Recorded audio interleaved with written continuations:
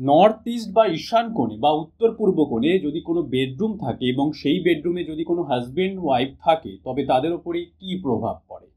Astro বাস্তু অনুযায়ী বেডরুমকে নির্দেশ করে ভিনাস বা শুক্র, এবং নর্থ ইস্ট বা উত্তর পূর্ব কোণকে নির্দেশ করে বৃহস্পতি এবং কেতু, এবং কেতু নির্দেশ করে স্পিরিচুয়ালিটি, আধ্যাত্মিকতাকে। তো স্বাভাবিকভাবেই যদি কোনো হাজব্যান্ড ওয়াইফ নর্থ ইস্টের বেডরুমে থাকে, তো তাদের ওপরে কেতুর প্রভাব আসবে, তো তারা স্পিরিচুয়াল হয়ে যাবে এবং একে অপরের প্রতি তাদের ইন্টারেস্ট কমে যাবে। তো এই কারণেই নর্থ ইস্ট বা ঈশান কোণে কখনোই হাজব্যান্ড ওয়াইফের বেডরুম কখনোই আমরা রেকমেন্ড করি না। আর যদি আপনার নর্থ ইস্টে যদি বেডরুম থাকে, যদি আপনার কাছে আর কোনো অপশন না থাকে, তবে তাকে অবশ্যই অ্যাপ্লাইড বাস্তুর অ্যাস্ট্রো বাস্তু অনুযায়ী রেমেডি করে নিতে হবে।